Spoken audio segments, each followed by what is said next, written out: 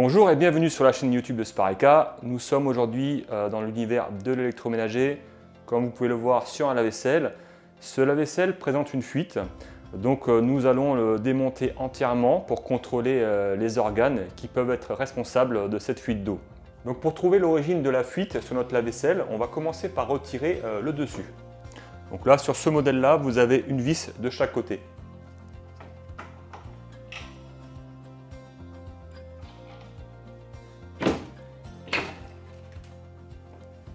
Alors le plus simple pour trouver une fuite sur un lave-vaisselle, ça va être de retirer donc le dessus de l'appareil et les deux côtés. Après on va mettre l'appareil en eau et c'est là qu'on va pouvoir constater d'où vient le problème. Quand vous enlevez les côtés, vous allez avoir l'accès aux organes qui se trouvent sous la cuve, pompe, durite, etc.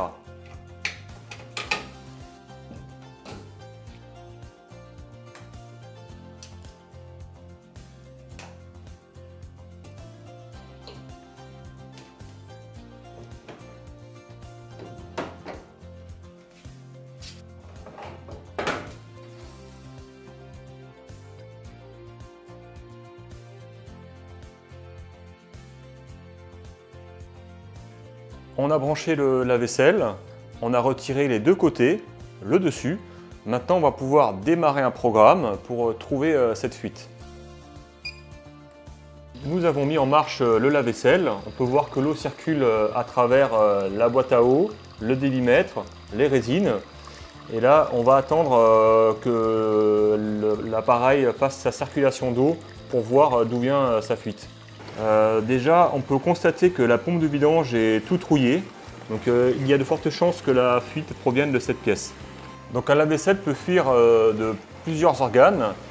L'idéal, quand vous cherchez une fuite, c'est de commencer par suivre le cheminement de l'eau. Là, sur cet appareil-là, l'eau arrive par ici, passe à travers le délimètre. Après, on arrive ici sur la boîte à eau, et après on redescend au niveau des résines. Donc une fuite sur un lave-vaisselle, ça peut être votre délimètre, ça peut être votre boîte à eau, les joints aussi au niveau de l'adoucisseur qui peuvent fuir. Et après, on va pouvoir vérifier à l'intérieur d'où provient la fuite, si vous voyez un goutte à goutte par exemple qui se produit. Donc là, nous ne sommes pas sur une fuite franche puisqu'il n'y a pas d'eau dans le bac collecteur. En revanche, la pompe de vidange est bien rouillée, donc on va attendre que le programme chauffe. Parce qu'il peut y avoir des fois une fuite qui se produit simplement à chaud, le joint se dilate et ça provoque une fuite. Donc là on va attendre qu'il monte bien en température pour voir d'où ça vient. Après 15 minutes de cycle, nous observons une fuite au niveau de la boîte à eau. Comme vous pouvez constater ici, il y a de l'eau qui coule. Alors dans un premier temps on peut penser que ça vient des joints toriques qui sont à l'intérieur de la boîte à eau.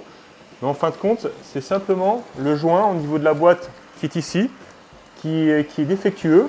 Du coup, l'eau coule le long de la boîte à eau et vient dégouliner sur le raccord ici. Donc là, il va falloir remplacer le joint de la boîte à eau qui se trouve à l'intérieur. Si, comme ici, vous avez votre boîte à eau qui fuit, il faudra donc la remplacer.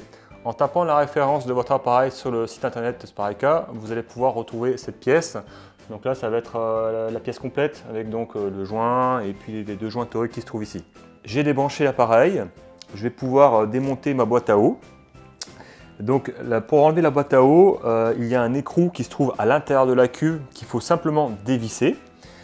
Je vais pouvoir donc retirer les durites.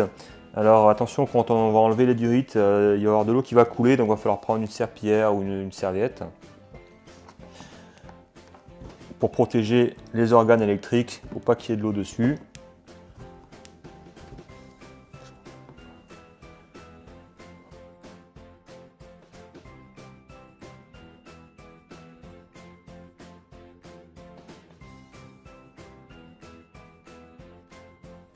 Ça y est, donc j'ai démonté la boîte à eau.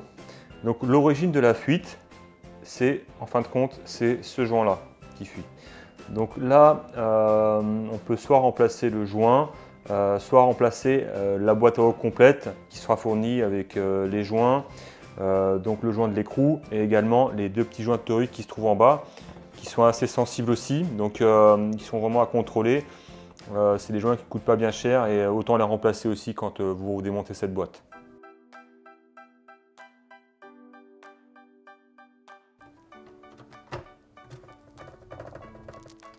Donc là, comme vous pouvez constater, c'est bien la pompe de vidange qui fuit. Il y a effectivement une grosse fuite, le corps de pompe doit être complètement usé. Donc on va pouvoir procéder à son remplacement. Nous avons donc couché le lave-vaisselle sur le dos. Donc là, on va pouvoir enlever la tôle réceptrice. Celle-ci, elle est simplement clipsée sur le haut. On prend un tournevis plat et on dégage les crochets.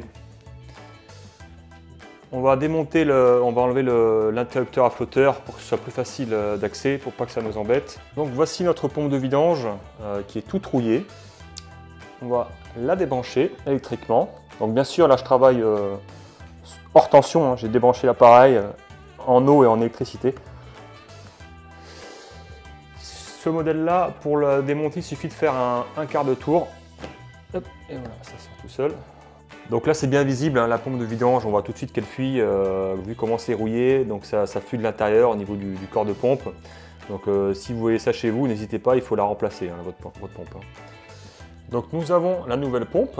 Donc pour la commander c'est très simple, il suffit de taper la référence de votre appareil dans la barre de recherche sur spareka.fr et vous trouverez les modèles compatibles de pompe de vidange.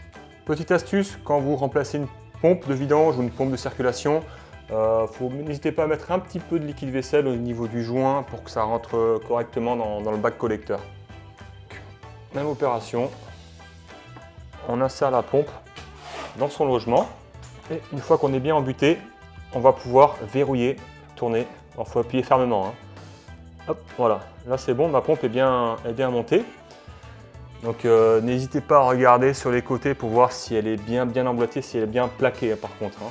Sinon c'est grosse fuite assurée. Après on n'oublie pas bien sûr de remettre le connecteur.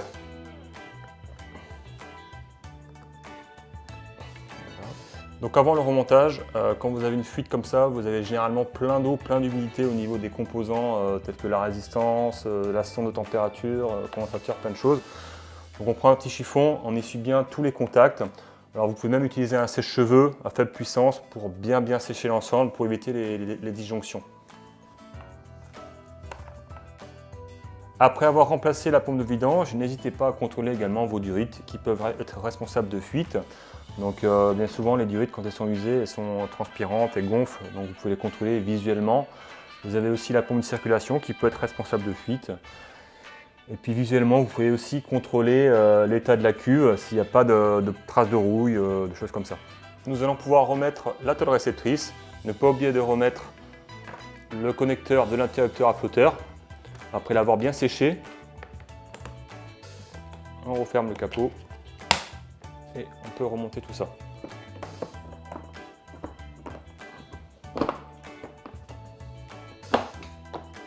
La pompe de vidange est remplacée, l'appareil est remis sur ses 4 pieds, nous allons procéder au remontage.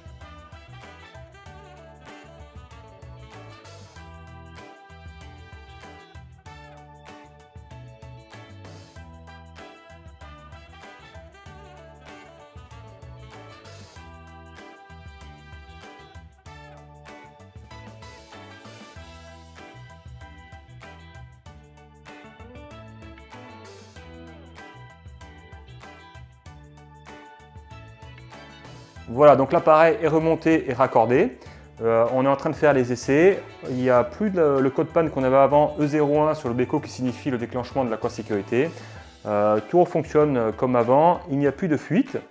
Donc j'espère que cette vidéo vous a plu. Si c'est le cas, n'hésitez pas à mettre un petit like, ça fait toujours plaisir. N'hésitez pas aussi à mettre un commentaire en bas de la vidéo si vous avez des questions techniques, on se fera un plaisir d'y répondre. Moi je vous dis à très bientôt sur Spareka et n'hésitez pas aussi à vous abonner à la chaîne, c'est très important. À bientôt.